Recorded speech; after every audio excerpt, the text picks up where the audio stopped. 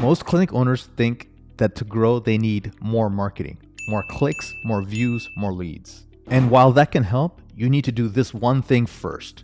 You need to identify your constraints. If we haven't met before, my name is Dr. Vikram Raya. I'm a cardiologist who's done over $1 billion of real estate transactions and have scaled 2 other 7-figure companies. I've studied hundreds of clinics, and the reason why they don't scale is because of these 2 main factors. Number 1, either they're supply constrained, or number 2, they're demand constrained. Let's take each one individually. If you're supply constrained, what that means is you have too many leads, too many patients, and not enough ability to fulfill them or to see them in a timely manner. So you have a 3-month waiting list, 6-month waiting list, etc. Also, it could mean that your prices are too low. And if you're demand constrained, what does that mean? That means you don't have enough leads. There's not enough people coming in, and you have more than enough open slots to address them in the future.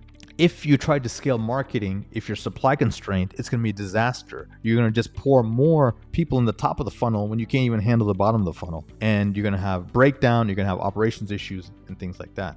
When you are demand constrained and you upscale your marketing, you're going to be thriving. Your clinic is going to increase revenue. Let me tell you a story about how one of my clients, Dr. Nima, a Beverly Hills plastic surgeon, was coming in for his clinic and he was trying to scale it. The main thing we found out is he was supply constrained. He had more patients than he can handle. He had a 3-month waiting list. And so the question is, what do you do with that, right? First things first, we need to improve fulfillment, right? And so instead of doing anything with marketing, we had to get an NPs and PAs in the door so he can unload his schedule. They can see the follow-ups, and then he can really focus on seeing new consults and doing more surgeries, which could increase his fulfillment and offload some of the burden of all the patients in the waiting list. Number 2, he had to improve operations and processes and procedures. He created SOPs. He reduced documentation friction with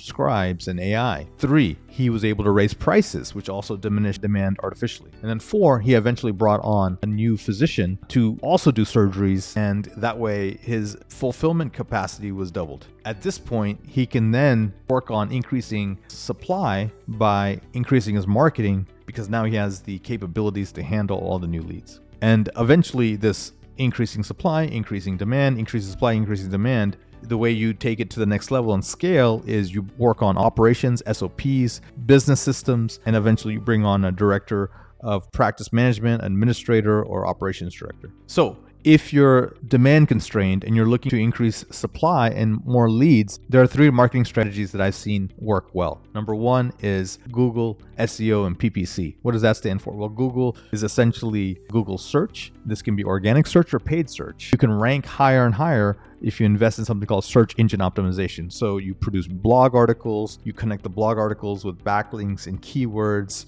to what people normally search for, and you start ranking higher and higher. That takes time, and that's a little bit more of a long game. In the short term, you can pay for different keywords, and so you can rank in the sponsor section in Google. And so that's what you can do. And then finally, you can do Google reviews. So this is where every patient can leave you a review. And so when people Google you or Google Maps, your reviews and your feedback make you stand out immediately. Next is referrals from other docs. This is another way. This is a very quick way to grow your clinic, and this is what most ambitious clinic owners do. They Google Maps referring doctors in their local area within 5, 10, 15 square mile radius. They go visit those doctors' offices, explain what they do, potentially host lunch and learns, give tear pads, and make the friction very low for them to refer people. Give your cell phone number to the referring doctor. Eventually, you want to wine and dine these doctors as well. And if they do give referrals, you want to give great feedback on the patients to the referring doctor so they know what's going on. And the more accessible and the more you make it so easy for them to refer a patient, it's going to become an ongoing thing. And in fact, most front desk people are the ones who control all the referrals. So if you get one of those guys on your side, you're set. And finally, it's building your online brand. So how do you do that? Well, you want to add value to the marketplace. And so you want to become a thought leader. The way to do that is answer questions. So figure out the top 10 questions you get asked by patients, by prospectives, by clients, even in chat rooms and Facebook groups. What are the questions that they ask you? So if you're a rheumatologist and everyone asks about lupus and RA and steroids,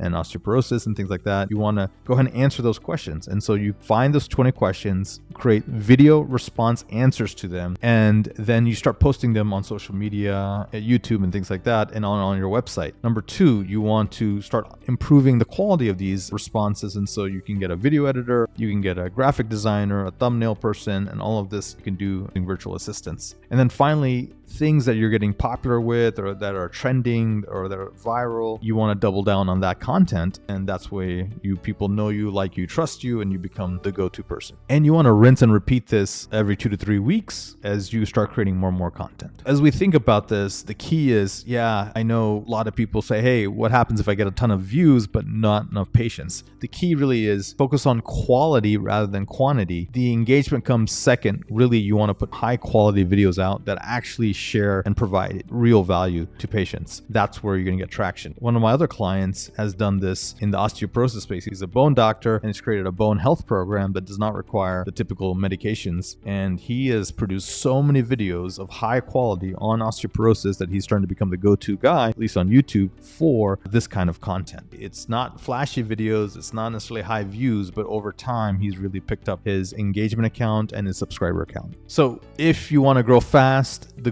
Google strategy of getting the Google reviews, getting the referring doctors, and some PPC, that's a fast way to grow. But the long form of growing is really content creation, building a brand, building a following. That's really where you start building a moat around yourself and protect yourself from your competition. So to recap, if your clinic is maxed out, you're supply constrained, and you need to have more providers and work on systems and operations. If you're demand constrained, the key really is let's scale your marketing. So comment below and tell me which of these topics that we talked about in this video really resonated with you, and we'll create more content around that. And if you liked this video, check this one out next.